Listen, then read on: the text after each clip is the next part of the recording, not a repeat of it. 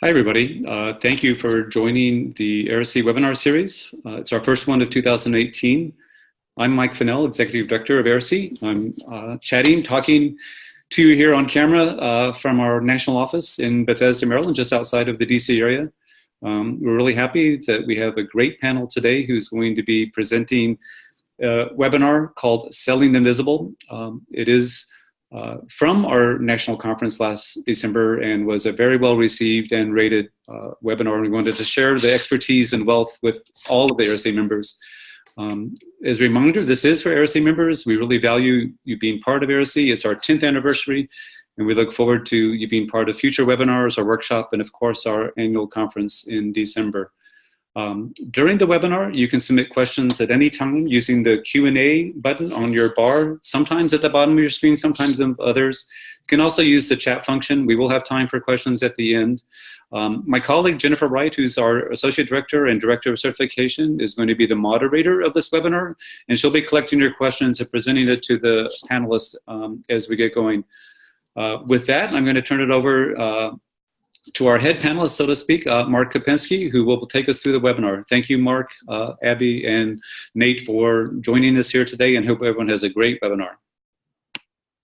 Good morning, Mike. Thanks for having us. My name is Mark Kopensky. I'm the president and founder of GSRA, Global Student Recruitment Advisors, and I'm going to serve as your host, but the two main presenters today are Nate Cronk and Abby Love, and I'm going to let them introduce themselves. I'm going to go through a few introductory slides with you to set the stage for this webinar, and then we'll let Nate and Abby take it from there. Nate?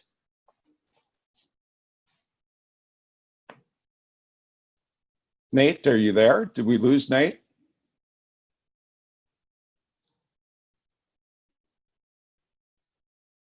Nate, I think you need to unmute your screen.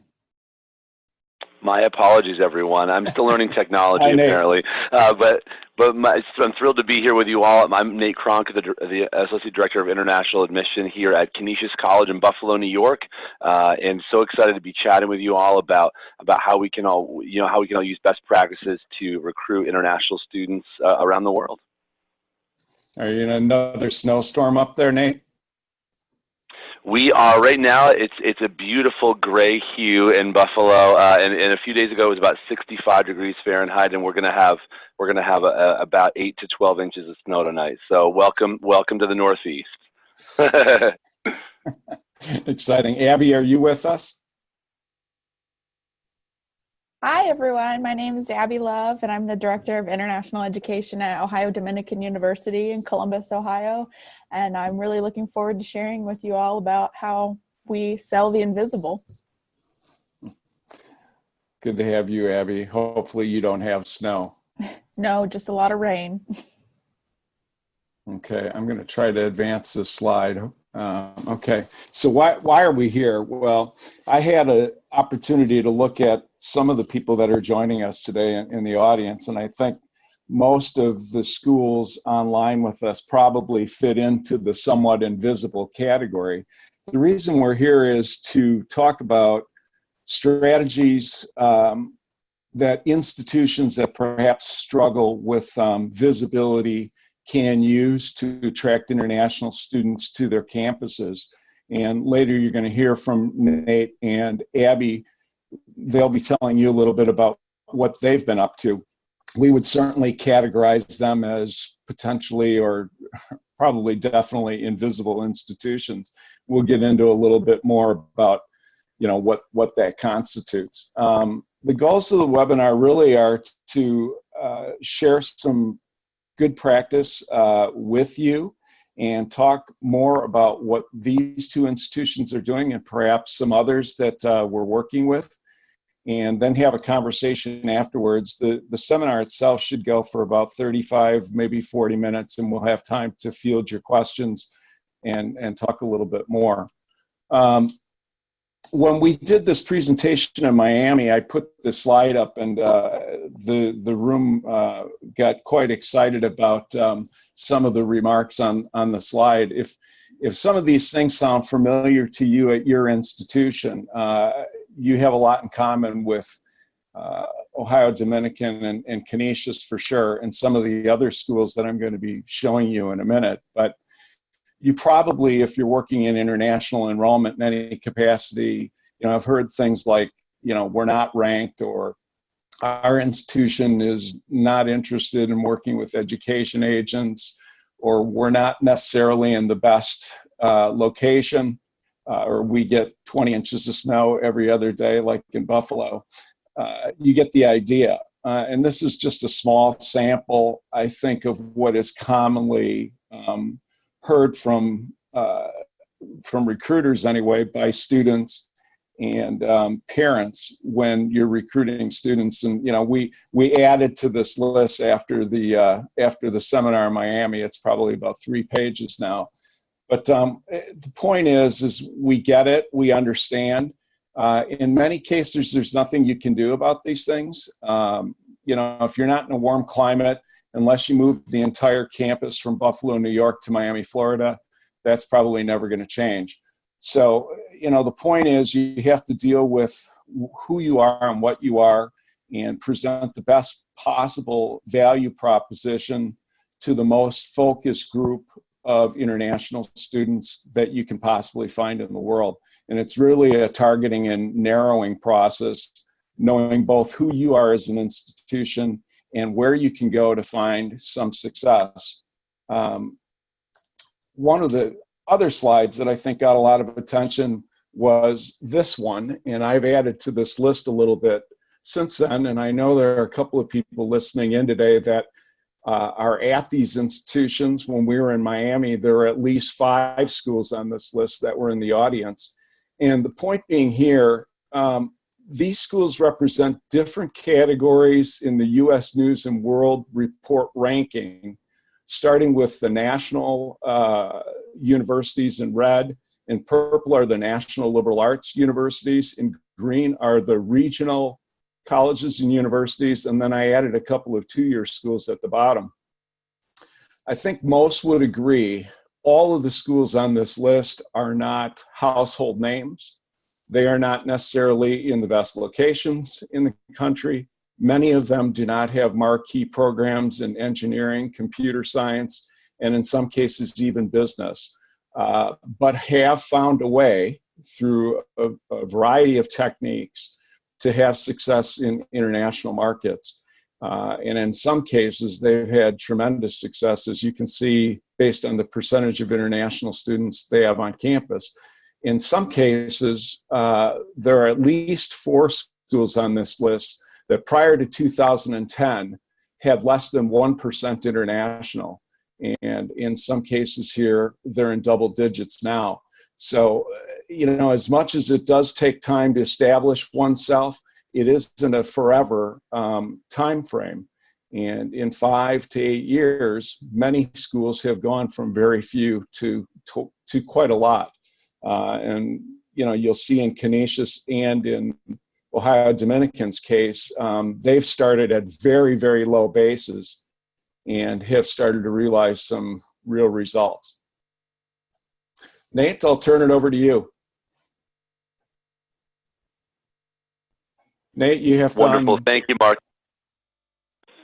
Thank you so much, Mark. And so at Canisius, we're in Buffalo, and we've had a history of being very present in the Buffalo market. So in the region, we have almost 150 years of people knowing who we are, of going straight from their private Catholic school as their primary school into secondary school into university. And so we've been a staple of the Buffalo community and the Western New York community for a number of years. However, as numbers shrink and as we, in population, and as the number of college-ready students shrinks, the competition is heated up. So we've and for reasons of diversity and revenue and many other priorities, we've had to figure out how to move into the global space. And I've been at Canisius for about 1.5 years and working with Mark and other key stakeholders to be able to make this work.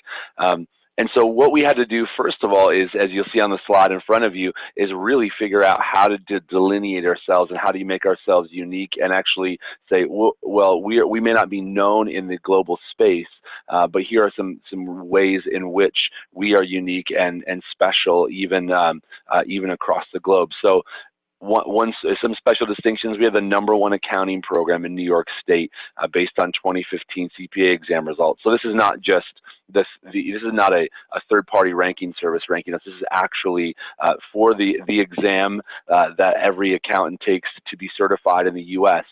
We are training people better than we're training people to pass the exam at least. At a higher rate than Cornell, NYU, et cetera, and major universities in New York. #1 private part-time MBA in Western New York. We're the #12 best undergrad business program among small schools in the U.S. And as we know, there are at least 1,000 in that category. So to be in the top 15 is really incredible. And for professional school acceptances, right? So it's coming down to, once again, to are students able to get into med school or law school? For those professional schools that do accept international students, we have an 86% acceptance rate in a medical school and 88% acceptance rate into law school. So we've really tried to show that students are going to be placed in jobs. And that we have rankings that allow us to be competitive in a global marketplace, particularly those marketplaces where ranking is incredibly valuable. So that's first of all how we said, okay, we have to figure out what we're good at, what our core competencies are as an institution, and then how to promote those globally. So further, we have niche programs that may not be ranked in the same way, but we have the largest animal behavior program in the entire United States. I have a meeting in 2 weeks in Tokyo at a high school with a student who wants to study animal behavior, right? So this is not a program that you hear about at every institution. Our students go to Thailand and work with elephants. They go to Costa Rica and work with primates. So they're really, really, it's a special program. It's one that is actually the largest undergraduate major on our campus and one that the school down the street doesn't offer, unlike the core business courses or liberal arts portfolio. We have a really special BS in sports management. The reason it's special is because we're in a small market, but a small market with professional sports teams. So our students will intern with the Buffalo Bills, in the NFL, the Buffalo Sabres, and NHL, and then the Bisons in AAA baseball, as well as with a New Era cap company, which is headquartered in Buffalo. So that's kind of a different side of sport. But our students are not just learning in a classroom environment. They're actually putting the learning into practice. Our one-year MBA program has an internship that every international student does. Every student in the program does, and international students are also guaranteed an internship and a personal mentor, which is really unique. And now we have also a Master of Data Analytics, which is a one-year program and is STEM OPT approved for international students. They can stay 3 years in the U.S. potentially upon graduating. So we're trying to find ways that we can promote programs that not every other school offers, or at least experiences within programs that not every other college or university offers. And that's a difficult thing to do sometimes, especially when you find yourself at a classic Catholic, in my case, liberal arts university that has a strong history as a regional school, but not a strong history in a global marketplace. So these programs are really helping us to define, here's who we are and here's how we can grow in these markets.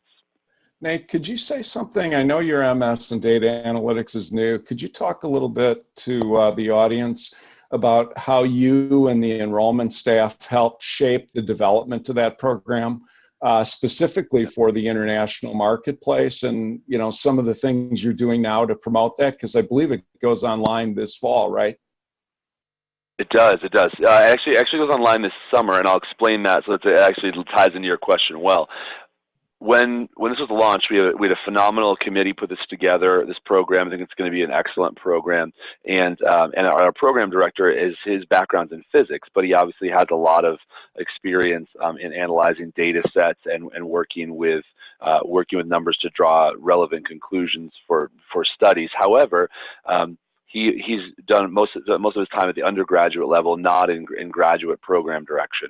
So with that said, they started the program to be that it would launch as a one-year program beginning in the summer term and being only part-time, fulfilling prerequisite courses needed before the fall term started. The problem with that, as many of us in international education know, is you can't get a visa to come in the summer part-time, right? And so that created a difficulty. And also, we gave feedback about how the program was structured, when courses were offered, what the demand was. And so as an enrollment management team, we had to say, hey, we really love the content of this program. There's going to be a lot of ways to sell this, but for example, in the international marketplace, we really could do better with a fall start. And so how do we make that happen? And that was just conversations and collaborating with our faculty, helping them understand that we're on the same team. And I think due to the nature of Dr. Sheets, who's our program director, he's a really well-meaning guy and really genuine, and we were able to have those conversations, and he decided, okay, for international students that meet the criteria, we will absolutely let them start in the fall, not in the summer, which is a huge win.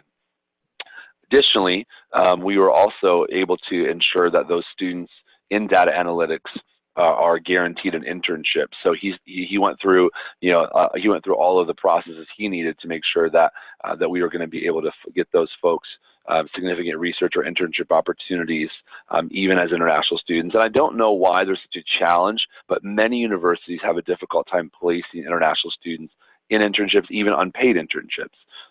So that's something that we were able to secure. And then lastly, we are also pushing on the domestic front to have our local students go part-time in that data analytics program, because at the outset it was a full-time program. And we were pointed out that many people that wanted to take this were working professionals who needed to be able to come to school in the evening or on the weekend. So we were able to make all those adjustments. And fortunately, we were working with really great faculty who are open to suggestions. Thank you, Nate. Yeah. So our location, right? As I mentioned before, we're going to have a lot of snow tonight, which is nothing new. We're in Buffalo, and Buffalo doesn't exactly always get the best rap in the media, in the national media. If you hear about Buffalo, you hear about the Bills losing, or you hear about massive walls of snow, which neither are necessarily wrong. But we made the playoffs after the first time in 17 years, so the drought has ended. And in Buffalo, it's a city that, just like many Rust Belt towns, is one that's on this, that there's a resurgence or a renaissance happening economically. And so as you'll see, that harbor front used to be all mills, and steel mills and paper mills, and shipping, and now really it's becoming where it was being developed for tourism, and our city's growing again. And just a few things about that on the next slide. We're the second largest city in New York State, right? Obviously much smaller than the Big Apple, but we're really, it's a major presence in the Northeast. Half an hour from Niagara Falls if you're driving slowly, an hour and a half drive from Toronto, and then quick flights to New York and Boston. And there are more languages spoken in the public schools in the city of Buffalo than in New York City public schools. So it's an incredibly diverse area, a lot of refugees, a lot of immigrants, and really just an incredibly diverse place for our students. There's a large Burmese and Vietnamese community here, and so so we've been sampling a lot of those cuisines. But it's such an incredible place. It's called the City of Good Neighbors. It's a really, really wonderful place. It's a friendly town, kind of with a Midwestern feel at a Northeast pace. So that's a little bit about where we are and trying to showcase our programs, our location as unique features.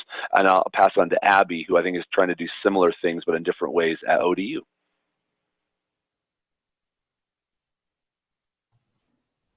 Thanks so much, Nate. Hi, everyone. So my name's Abby, and I'm from Ohio Dominican University in Columbus, Ohio. We are Ohio's Central Catholic University, and we've been ranked by U.S. News World Report one of the best colleges for top-tier Midwest universities.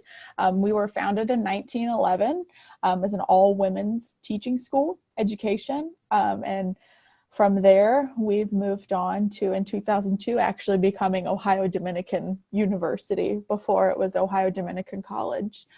So just some facts about ODU. We have, our average class size is about 18 students. Typically, there's a 13-to-1 students to faculty ratio. We're pretty small institution, only 1,700 total enrollment, but we do offer about 40 undergraduate majors.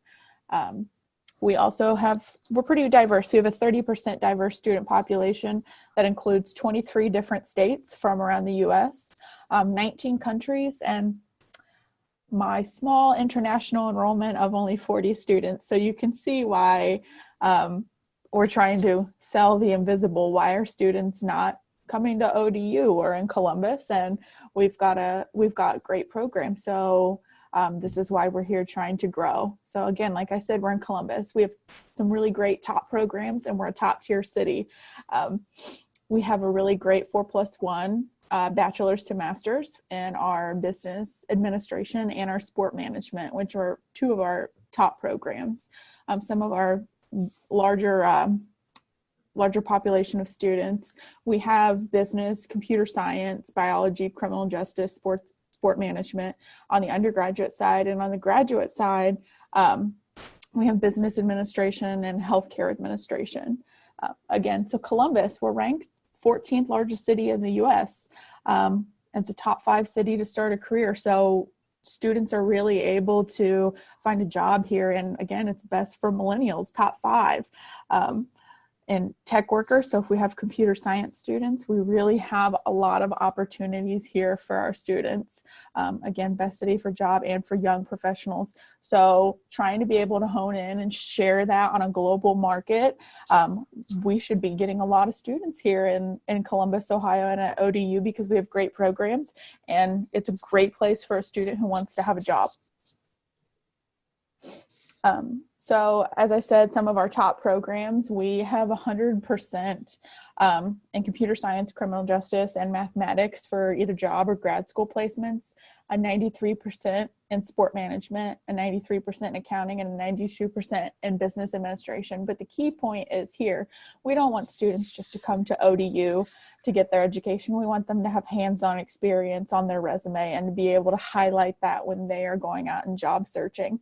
So 100% of our students completed an internship, field experience, clinicals, student teaching, a service project, or a senior capstone research project that they do alongside with a faculty member.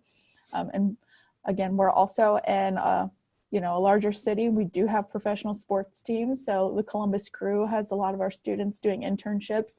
In the health field, we have the Nationwide Children's and the Ohio Health, where a lot of our students are working at.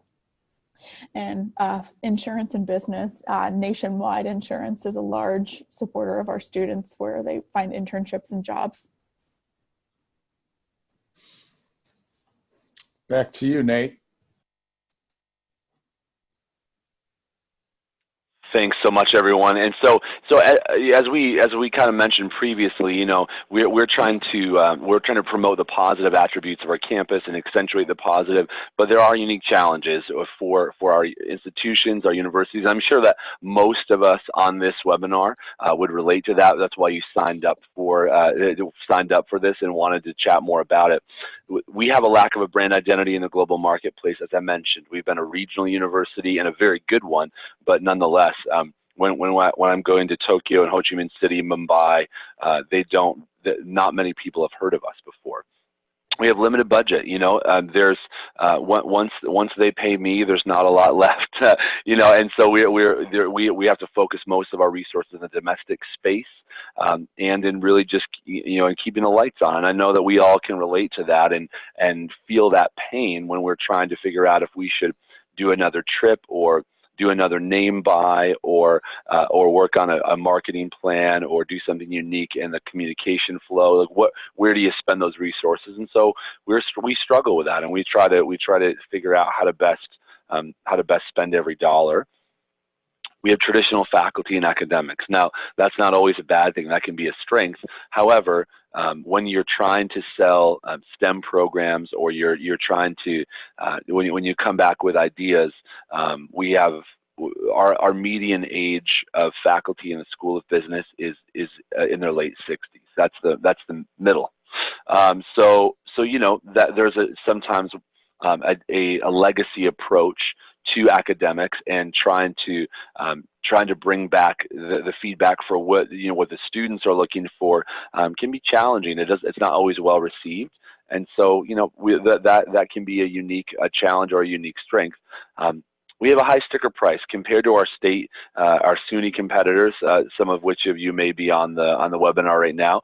We don't have Excelsior in our favor for domestic students, and then for international students, our tuition and fees tend to be a bit higher. Although we did do a tuition reset this past year for the incoming fall class, where we dropped our tuition about $8,000. So that's helped, and we're hoping it's going to help us yield some students that we wouldn't have before. And we have limited or no offerings in health professions and engineering, right? So we don't have, we have computer science, and we have some allied health programs, but no PA or physical therapy programs. And so we've tried to do some partnerships where we partner for direct entry to medical schools or dental schools, pharmacy schools in the U.S., and some of those do accept international students as well. So we've found ways around that, but still, it's been massive challenges. Nick, could you say something, with these realities, how have you gone about shrinking the world? You mentioned some cities you're visiting, and of course, traveling costs money. Can you talk a little bit about how you've shrunk the world and managed to stay within a pretty limited budget to, start to show some success? Yeah. Well, and Mark, obviously, you've been a big part of that at Canisius, just helping us trying to determine where to best spend our resource, dollars. I think for us, shrinking the world has been, okay, where, what are our strengths? What are those programs? And what's our location? What's the profile of our institution? And being honest about that, and then saying, okay, where in the world would the right students come from for Canisius? So there's the places with volume, right? China and India send more students to the U.S. than really. I mean, between those two countries is about 50% of the international student enrollment in the U.S. So trying to find, and do we have resonance in those countries with our program set? Yes, we have data analytics. We have good business programs. We have a really good liberal arts portfolio with some unique offerings there. We have computer science undergrad. We have sport management, which is growing in both of those markets. So China and India have the volume, and I think that's why we decided to spend our time there. Saudi Arabia, we're SOCM approved for really almost every one of our academic programs, and we've had a history of SOCM students. So Saudi is still a key market. Vietnam has a growing middle class, a growing Catholic middle class, and so there's a religious affinity, and there's also just an affinity because those students are looking to study abroad, and that's a market for growth that we'd like to be in the earlier stages. And then Canada, we're a 5 to 10 minute drive from the Canadian border, and the vast majority of our international students over the years have been from Canada. And so we're an hour and a half from Toronto, which is one of the biggest cities in North America, the most diverse city on the planet per capita, at least it was a few years ago, and just continues to grow. That's a massive metropolitan area that we're trying to take advantage of. So those are that's the rationale for why we've looked at those countries as places to target in on. And then from there, we decided, okay, we need to do direct recruitment in these areas. We need to, and I think I'll chat about this on some other slides as well, but why we need to work with agents in those countries. And I know that you all are tuning into an AIRC webinar, so you work with recruitment agents. And then beyond that, how do we need a sales team in those countries? So we've had conversations about each of those markets and how we need to spend our time and resources in those places. Thank you, Nate. Back to you, Abby. Yeah. Sorry, we lost internet and power for a few seconds there. So if I drop out again, the power of the internet went out. So a lot of what I have going on is kind of similar. It's going to be repeated from Nate, but different in some aspects. So I'm sure many of you have heard we don't have money for that. And I don't have a whole lot of money at all. And it's trying to figure out how can we become bigger on the global market. And again, that lack of brand identity, how can we at Ohio Dominican get students to know our name in other countries? People in Columbus know who we are because we've been here for a while, but people outside of Columbus have no idea who we are. And going into a school, they're like, who's Ohio Dominican? Why should I come here? So we really are facing that lack of brand identity, and it's hard for us to get out and go to these places and meet students face to face because we don't have money for marketing and we don't have money for recruitment. For those of you who are familiar with Columbus, Ohio, we do have quite a few universities and colleges here in Columbus. Right in our back door is The Ohio State University, which makes it a little bit more difficult for us to do some recruiting because they have quite a few of the missing high demand programs that we don't have here. For example, we don't have engineering, we don't have mechanical engineering, we don't have medical programs that are eligible for international students, whereas many of these other institutions in Columbus do. Again, we do have the computer science, but it's not what a lot of students are looking for. So these are some of the challenges that we're facing at ODU, and now we're trying to figure out how do we overcome these and grow our international enrollment from 40 to however many students that we're trying to plan for the fall, whether that be 20 new students or 100 new students. So Abby, you're about 2.5% international right now, and I know your vice president would like to get to about 5 or 6%. So it's important for people that are listening to this webinar to know that, you know, in particular, your institution is not looking to grow to 30% international or something like that. So I wanted to make that clear. These are modest and incremental growth spurts that certainly will help diversify the campus even further. You are a pretty diverse campus at 30% non-white, I guess you would categorize that as students. And, you know, maybe you could talk a little bit about things you've been able to do closer to home, because certainly people on the webinar can relate to not having the money to maybe go to Ho Chi Minh City or Japan or some of the places Nate is going. But Ohio is famous for having quite a few international students in high schools and community colleges. Maybe you could talk a little bit about that. Yeah, so one of the strategies that we've been trying to implement is getting people right who are here in our back door. There are a lot of community colleges and a lot of international students that are also at U.S. high schools. So we've been trying to contact the equivalent of the PDSO or the DSOs at local high schools. And since we are Catholic, specifically a lot of the Catholic or Dominican schools, to connect with the person who would know about their F1 students and getting in and being able to speak with them or invite them to campus. We've even offered to go and pick these students up if they're within a mile or a 1 hour radius of Columbus, and we'd pick them up and bring them here for a campus visit. Since this is something new we've just started, we haven't had a student take us up on that offer yet, but over time I would hope that we would be able to bring more students to campus that way from high schools.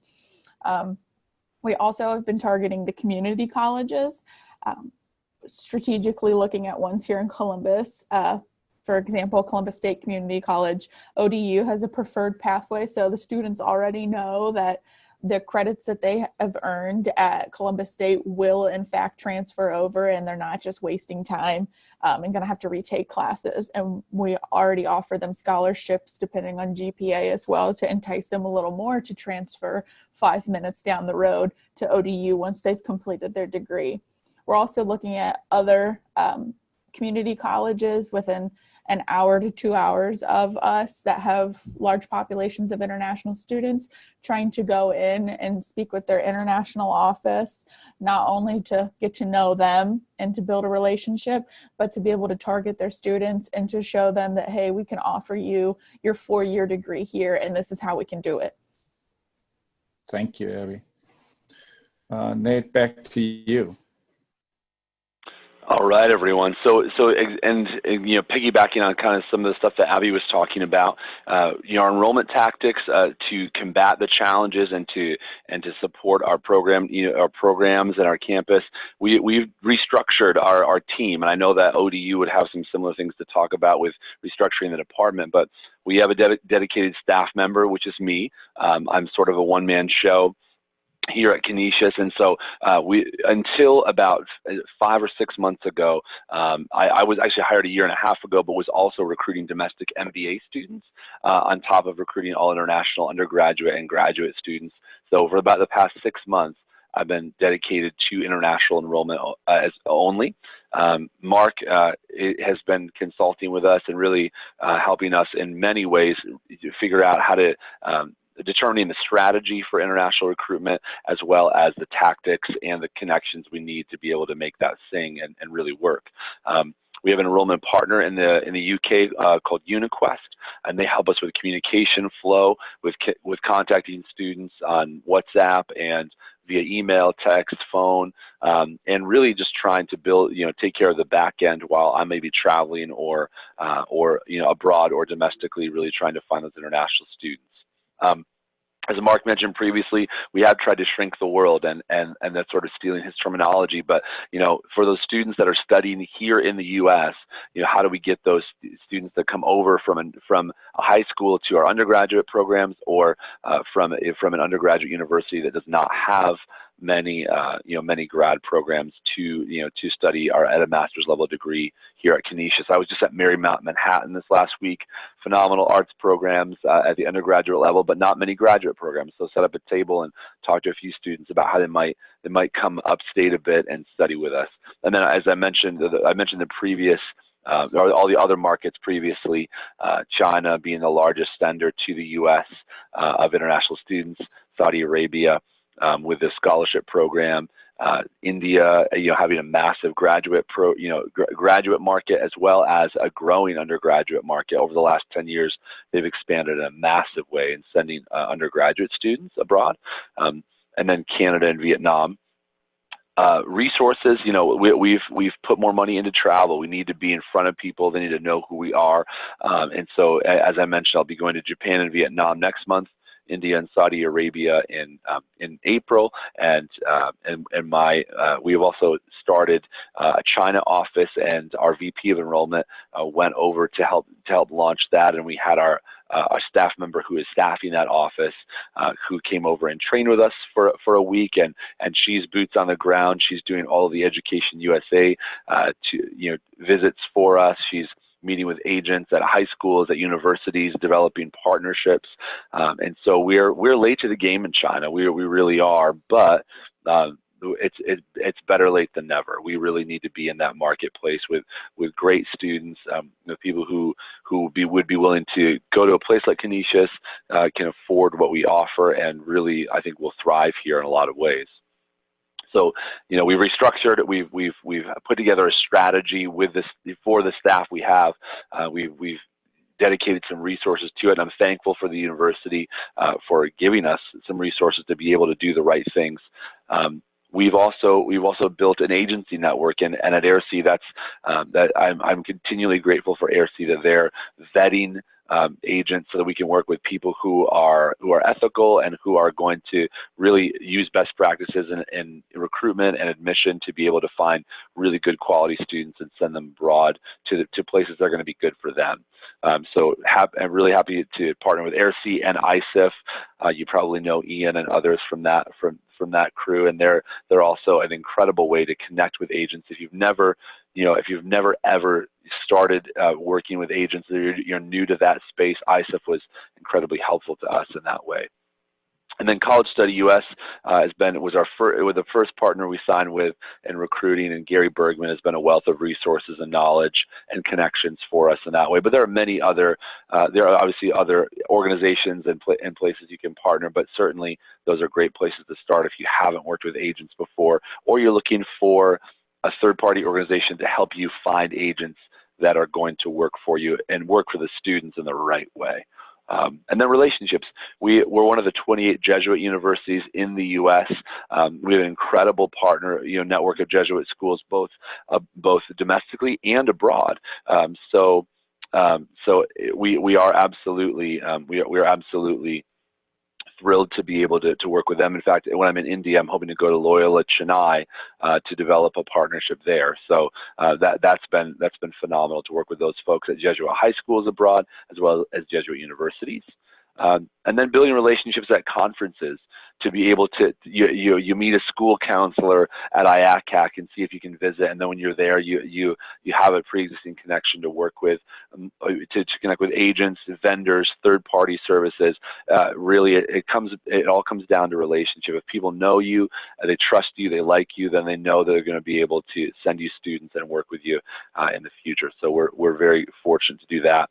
I do want to mention that someone did rightfully point out that College Study US recently changed their name to University Study US. So just so you know, if you're looking for them, that Gary Bergman's company has shifted. But I'll pass it over to Abby to talk more about what ODU is doing in the same space. Okay, so I lost power and internet again, but my power is back on, but not my internet. So I am on my cell phone, so I apologize to everyone. You will not be denied. So I'm holding my phone out in front of me. So if I get a little shaky, it's because I'm holding it. So some of the things that we've done are a little similar to some of the things that Nate has also done. The first thing that I did, I actually started at ODU last July, so I haven't even been here a year yet. So I noticed that admissions for international were being done by 2 part-time transfer domestic admission counselors. And I'm like, how are they able to dedicate the time needed for international students when they only work part-time, they're on the road, and I don't have their files? So I decided, hey, I think we need to move admissions to the international office. Prior to me being here, this was an office of 1, and we are now an office of 2. So we're able to both split the admission funnel in half by alphabet, and now by no means is this admission funnel very large at all. So it's very manageable for 2 people, but I think it needed to be done, and it needed to be in the international office because we know exactly what international students need and how to handle it in a timely fashion, because we all know if you don't send them an email back within the first hour, they're probably emailing you about 4 or 5 more times. We also updated and corrected all of our student records. When I arrived, there were files that weren't matching all over the place. Immigration had students that I don't know how they were even still active in the system, and we cleaned it up to make sure that we had the correct students listed here for our campus. So those were the 2 biggest things that I did as soon as I arrived here. And then I was told, hey, we've got this consultant and here he is. And I'm like, okay, great. So Mark has been working with us since July, and it's been really wonderful because he's been able to really connect us with a lot of different agencies and really help us try and figure out what strategies that we really need to implement at ODU in order to be successful. As of right now, this time last year, our fall funnel only had 20 applicants, and this year we're already at 50 for this time, which is amazing, and it hasn't even been a year yet. So we also had only 6 agencies prior to working with Mark. Now, this was as of the conference in December. We had 13 now, and we're starting to see some action in getting students from these agencies. And the key thing of working with these agencies is to be in contact with them and build the relationship. If you just sign them and then put the piece of paper contract in your desk or on your desktop, great, you've signed the contract, but what students are you actually getting? You really need to build a relationship and show that you are interested in getting the good quality students that your institution deserves. And some of these agencies I've worked with, one in specific is McGovern Education Group, and we're on the phone, I think, at least 2 or 3 times a week talking about students and issues, and I've been able to get a couple of applications through, and they're for our March term, and hopefully I'll see those students here shortly. So it takes time. It's not going to happen overnight with your agencies that you sign, but you have to build a relationship and work together. And we've slowly been doing that, and it hasn't even been a year yet. We also, as I touched on before, working with regional community colleges, getting in, setting up appointments with their international office, making sure that they are well aware of the programs and the scholarships that we offer here and how we can assist their students. Some other schools, for example, we're trying to work with Hawking College and being able to go in and present to their students in face-to-face in a classroom and show them, what we have to offer at ODU and why they should be coming here. Another project that we've been working on with MiraClear, with Rami Hijazi, with an MOU, we're trying to launch an MBA program in Saudi Arabia. There's been a lot of, since December, a lot of hoops to jump through. We're still working on it to being able to offer our MBA program to students in Saudi Arabia. So it's another exciting partnership through an agency that we've been able to begin working on, trying to get more students and brand awareness in country without us actually being there.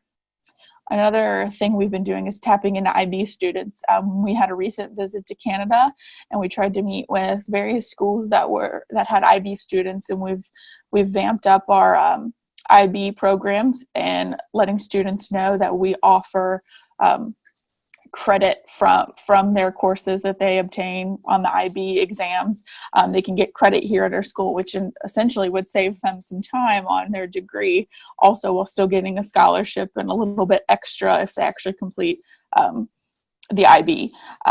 So we've also been working on targeting countries to best fit, as Nate said, shrink the world. So what we've been focusing on is a lot of in-country USA, trying to get students from high schools and from community colleges. And I will also be, with my very limited budget, traveling to Vietnam for a short amount of time to really ramp up and trying to tap into the Vietnamese market. We've also been working on Canada as well, since a lot of the schools near Toronto are Catholic schools. We can really hone in on working with their guidance counselors and trying to promote ODU there. We're working on setting up some Skype presentations and training our current students to be able to use our agencies overseas to talk to our potential students, and being able to talk to them in their language and give a firsthand experience of why they chose ODU, the experiences they've been having here, and why other students should come here. Another large thing that we have done is a CRM had been purchased way before I got here, and it had never been implemented for the undergraduate side. So it finally happened, and now we've been using a CRM system, and we decided we would go ahead and use strategic name purchases. So we purchased SAT names of international students that are specifically in Ohio, as well as the specific targeted countries, and they've been dropped into various email campaigns that have been ramped up and reviewed and redesigned for this year. So those have been successful so far to this point in terms of getting our name out there and getting more students to inquire. That's great. I believe we're going to turn it over to questions now. You see our emails on the screen, so if you certainly wanted to contact any of us afterwards, we'd be more than happy to reply to you. But I believe Jennifer Wright from AIRC is fielding questions, and I'll turn it over to you, Jennifer. Thanks, Mark. Thanks, presenters. Just quickly, there was one question. If you can just do a quick poll for ODU and Canisius, do your offices perform recruitment and admissions for international students or just the recruitment portion? Nate, I can handle that. You're good now. Gotcha. Yep. Thank you. I do both. So I think Abby and I, it would be true that we are doing both admission and recruitment for students. So we're recruiting on the front end. We're determining strategies to whether it be name buys or direct travel or agents, working with our agency partners, as well as making admission decisions. For me, it's on undergraduate and on graduate students, depending on the program, obviously, but I work with the program directors at each of the graduate programs, and we have about 35 to be able to determine who's eligible for admission, and as you might imagine, that takes a little bit of time. So we don't have huge volumes, so it's manageable at I think our types of institutions, but still it adds another element. But there's a benefit in that we get to kind of control the process, right? Yeah, I completely agree. Abby, you're doing even more than that. Yeah, my office actually also manages all the study abroad, and we do all of the immigration. So we literally do everything from going out and recruiting the students to the admission, servicing them while they're here, doing the OPT, and then we also do the study abroad. So we're a one-stop shop for literally everything. And again, we are on the front lines. We're making the decisions on where we want to go, the strategies. We're recruiting the students, accepting. We only do the undergraduate here in our office, but we do also recruit the graduate students while we're out on the road. We're not going to not recruit or deter from trying to get those students in here. But we assist the grad office in any way possible and work with them through messaging students on WhatsApp or WeChat, wherever is available. Nate, we got the numbers from ODU, but just for perspective, what are your international student population and your overall student population at Canisius? Sorry I didn't mention that. We have roughly about 4,000 students total on campus, undergrad and graduate. Our international student population is about 150. So it's about 3% of our student body right now, and that's going to be primarily from Canada, Saudi Arabia, Nigeria, and then Japan has been historically where we've got a few students from. So there's some neat partnerships that we've had that throughout the years that we're being able to grab those students from, but those numbers are drying up, and so we've had to expand into other markets. Thanks. Abby, on the last slide, you mentioned lead generation, and someone was asking about lead generation and name buys. Can the panel talk a little bit more about lead generation and name buys? Yeah, so we actually, we kind of tried to shrink the world and narrow down where we wanted to buy our names from. We specifically went and bought international names and in Ohio that met our requirement for SAT, and similar, we also did the same thing for out of country. We bought names that met our requirement in the specific countries that we were targeting. Jennifer, I would just add there are about 10 different, I'll just categorize them all as list brokers out there, where you could get at student data, either international students already in the US or obviously international students in their home country or a third country. And, Abby's mentioning the College Board and SAT, but of course, there's Test of English, there's GRE, there's GMAT, there's lots of different list brokers out there. And some schools have found this highly effective, purchasing the names and having specific communication plans around those students. I think that last point is key. We similarly did this with our graduate office as well. We purchased GMAT names of students in Ohio, and many of them are right in our back door because they're trying to get into programs at OSU, which we know are very selective. So we're trying to really target those students who may not get into their highly selective school and let them know that we are an option right around the corner so they don't have to move. Here's a question around target markets. So if a school wants to promote their, say, biotechnology program at the associate level, how does the school search to see students from which countries would be interested in that type of program? There's a lot of good data out there. I mean, Open Doors has a massive report, but NAFSA has great data on that. But Mark, I'll let you jump in. Those are two sources though where you can find some pretty quick data.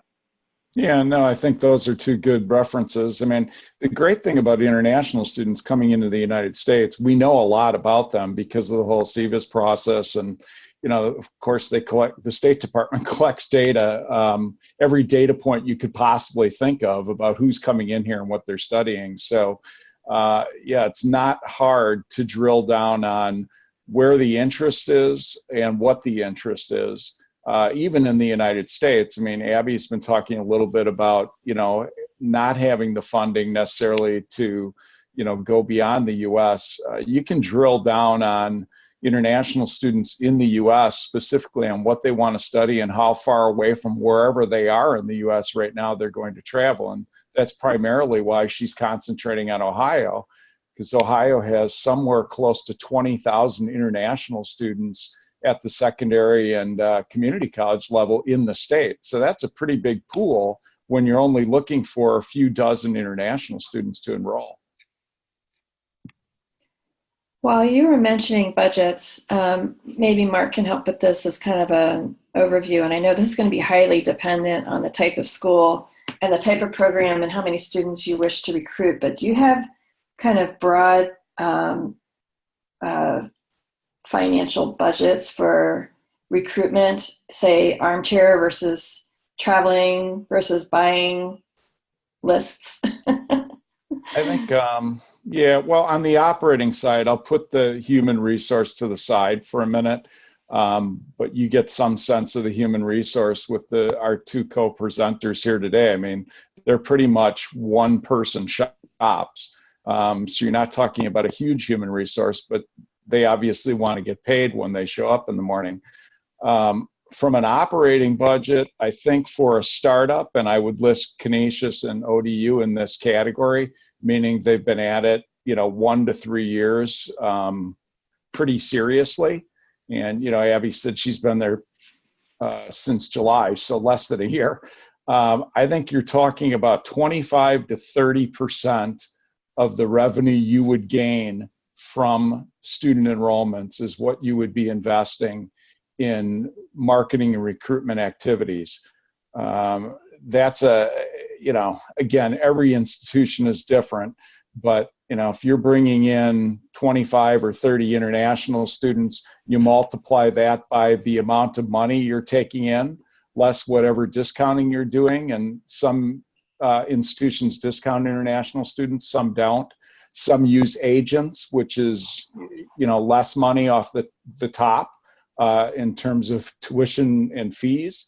Some don't use agents, but, you know, when you take that number and you multiply it by the money you bring in, and then multiply that by 25, 30%, that'll give you some idea of what these two institutions are investing to try to grow their numbers.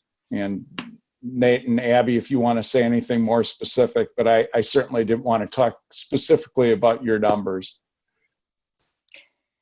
Thank you. That was very helpful. So going back from the very beginning, talking about ranking and these schools, your two schools mentioned that you were ranked in certain programs and you were ranked regionally.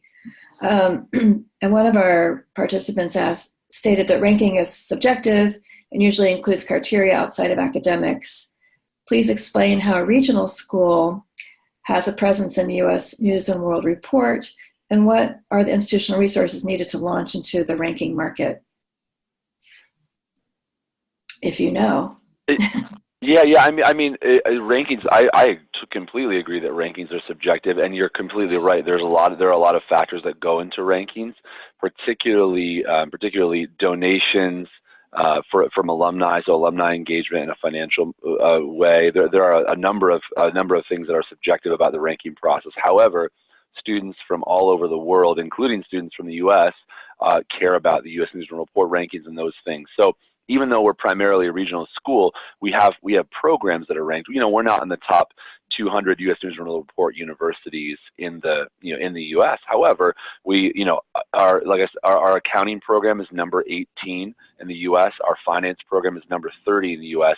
And those are U.S. News and World Report rankings based on undergraduate programs. So there are ways that we're ranked, and the reason we are is salary of our graduates from those programs, their job placements, how we score on certain exams. So there are a variety of factors, and it depends on the ranking service in program and what the criteria is for those services. So I don't think that playing the rankings game is necessarily one that you have to get into, but if you have it, then if you've got it, flaunt it, right? I mean, at the end of the day, use what you have to your advantage, and if that's something that you should be proud of as an institution. If you're doing very well in a specific area, promote the heck out of it. There was a similar question about explaining return on investment from the family perspective. And do you have tips on how to speak with a family or a student who maybe is in 11th grade and how they can think about the investment in their education and the return on that investment? Abby, do you want to take that? Because you guys do a really good job with, OPT and internships and getting students engaged in the workplace after they leave. I mean, I think you're close to 100% placement with these students. So, Yeah. So even when, we're talking with students or families who are not quite yet ready to apply to school, or they're just in the beginning stages thinking about what they want to do, we really just highlight on the fact that we want to give them experience. Our school will give them experience, not just sitting in the classroom and learning. That is very important to parents. They want to make sure that their student is in the class learning, but they also want to know that they're going to be able to find a job. And a lot of international students obviously want to work in the U.S., and we know it's getting harder for them to find jobs, and H-1Bs are short and very few to come by. So with our institution, really being able to talk to a student and a family saying, yeah, we're going to be able to get you experience. Our Career Center will be able to help you find an internship or a research project or what have you. And that's going to be on your resume, and we're going to help you highlight that.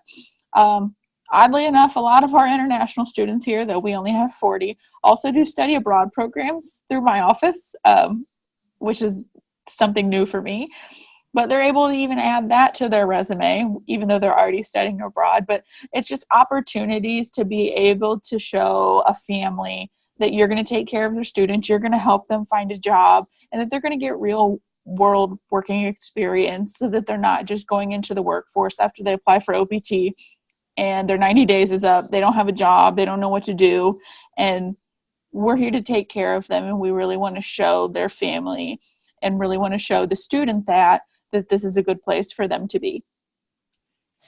Jennifer, I would add, as part of my practice, this is, we've been concentrating on the International Admissions Office recruitment, the areas that Abby and Nate represent. But when I work with the university, I'm working with as many different people at the university as possible.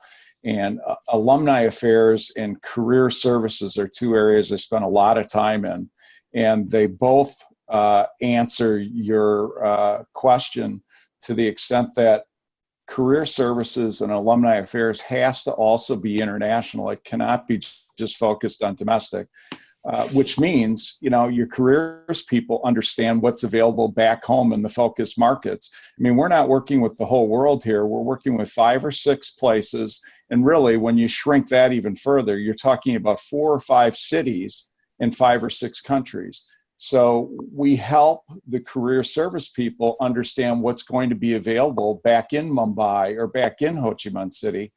And we didn't spend a lot of time on alumni, but one of the things I hear over and over from both admissions offices, well, really anyone you talk to at universities, well, we don't keep good alumni records of students that are not from the US. We don't know where the international people are. And then it takes me about 15 minutes to show them where most of their international people are, because there's this thing called LinkedIn now that very quickly allows you to find people. And the beauty of it is those students, former students, alumni, are updating their own records. So you don't even have to do any work to update where they are. And both of these schools have had success in reaching out to people that graduated from ODU and Canisius. When they travel, they're seeing these people. And when students are looking for jobs, they're getting connected with these people so that they can start their career. So this is not, if this is only about Abby and Nate, an institution is never going to be successful. This has to be an entire university effort.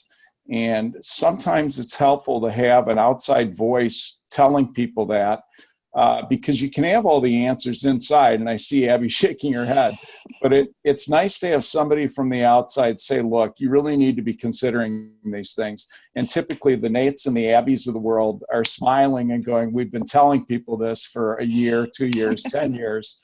And I waltz in and tell them, and in 5 minutes, they think I'm a genius. It really has nothing to do with that. It's just somebody else telling them the same thing. But if that gets a result, then it's worth it. But I think the value outcomes really can be enhanced with a career service office that's not thinking domestic, but they're also thinking global, and an alumni office that's thinking about all of their alumni, not just the ones from the U.S. And I'll give you a good example of that. We had a stellar international student who was leaving.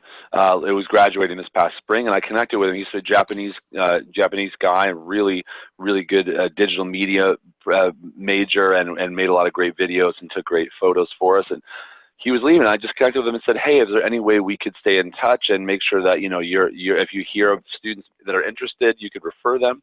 So he has. And when I go to Japan in a few weeks, he's literally going to be my shadow. He's taking me everywhere. He's going to make sure I know where I'm going on the subway, because I don't read or speak Japanese. He's going with me to every visit, every school, and he's going to be able to say, "Hey, this is why I, as a Japanese student, chose Canisius, and this is why I loved it." He's a raving fan. He's coming to me with it too. He's helping me organize an alumni reception. He's helping me. He's going to come to the school counselor reception I'm hosting. And so when you connect with an alum who's excited like that, he took off work because he's thrilled just to hang out and talk about how great his experience was. And that is going to be that's going to be so much more credible and valuable than my opinion, because I get paid to show up. Thank you. I have about 3 more questions. If I know some people have to leave, but I think we still have about 50 people on. Mark, while you were talking about kind of the whole campus approach to this, could you just say 2 sentences about what your organization does? I think there's some questions about whether you're an agency or if you're just helping with the overall strategy. Sure. Yeah, I'm not an agency. I spent, and you can look at my bio offline because it give you a little bit more information, but I spent the first 25 years of my life in admissions and enrollment management, both at US and UK institutions, 14 years over in the UK. And in 2011, I decided to go out on my own and start helping individual institutions with their international strategies. So what I do is I come in and I do an initial audit of everything and anything that's going on at the institution that has anything to do with international anything. And I mean anything. I talk to the janitors if I need to.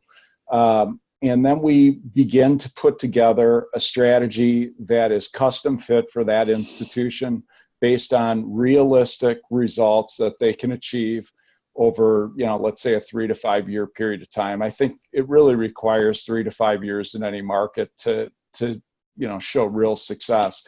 And it's different at every place. This is not a cookie cutter thing. Some of the things are obvious. I mean, there's 365,000 students from China in the US. So if you don't have some kind of strategy in China, that would be pretty odd. But then it varies greatly depending on the institution. And, this seminar has been on selling the invisible. I also work with a group of schools, and we would term that webinar as selling the visible. These are schools with 50,000 students and 25 to 30% international. Obviously, your strategy with those institutions is much different. And, it's finding what's right for you. So that's what we do. Have any of the viewers or Mark, do you have experience with partnering with independent ESL programs that operate on campuses to handle recruitment and student services? I think that would also include Pathways. Both of them could talk to that, I guess. Nate, Abby? Oh, I didn't know if you wanted to go first, Nate. Yes, we're actually in the process of getting a contract working with ELS. Our institution actually accepts their English 111 and 112 as English proficiency. So we do get many of the students, after I did a little research when I first started, many of our students actually came from an ELS center. ODU had an ELS center at one point in time. We don't any longer, but some of the students that we do get still are coming from ELS centers. In a recent graduate application, 2 of them actually we're accepting them conditionally based on the fact that they're going to complete their ELS class 112. So we're still working with ELS, and even on our upcoming trip to Vietnam, Nate and I are both actually planning to go visit the centers in Ho Chi Minh to meet with the staff and hopefully be able to talk to their students and make sure they know that we're here. We also do the same thing with the Cincinnati and Cleveland offices. We want to make sure that we're working with those centers, not just in our state, but around the world. Yeah, we work with ELS.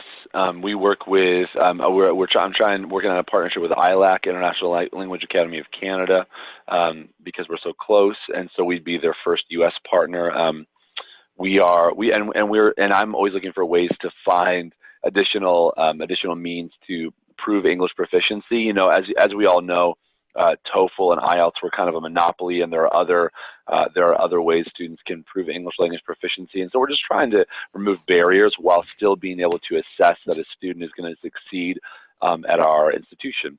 You know, we don't want them to come in and really have a difficulty in the classroom. So yeah, ELS has been a partner. I was just in their New York center last week, planning to go to their Cleveland center this upcoming week, and then hopefully in Ho Chi Minh City with Abby in a few weeks.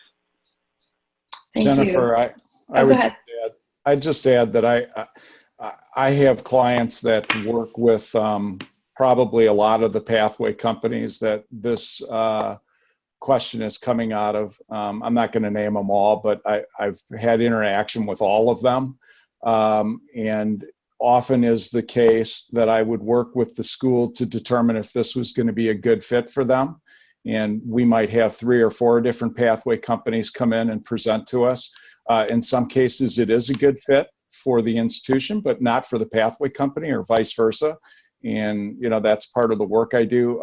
Nate used to work with a international pathway company, and they, in fact, parted ways about 1.5 years ago. So, you know, certainly, again, it's all custom work. Certain places work very well with these organizations, and for others, for a lot of reasons, it doesn't work. So yeah, they're out there, and they certainly are a piece of this entire process. Okay, one more quick question, and then we're going to wrap it up. Abby and Nate and Mark, do you have any further tips on tapping into the IB students? Yeah, this is something that Mark has made sure that we're prioritizing. This is something that I've been able to work on policy adjustments at Canisius over the last 1.5 years, and we've been able to So first of all, I think if you're wanting to work with IB students, you have to take a look at your policy. Is it attractive? Is it inclusive? Is it going to be something that IB students and IB diploma coordinators and CP coordinators are going to be excited about?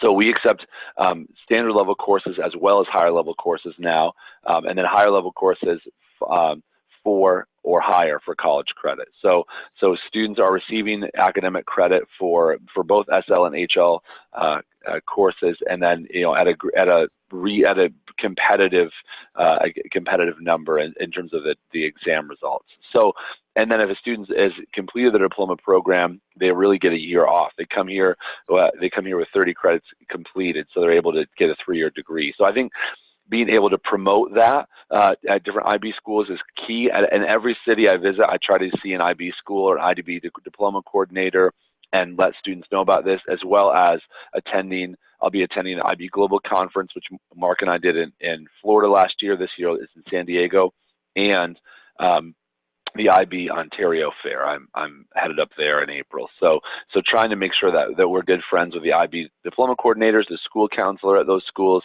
and then, you know, making sure that our policy is attractive and competitive with, you know, against other institutions. Jennifer, if I could just add, as an educator, I mean, I go back a good 25 years with IB.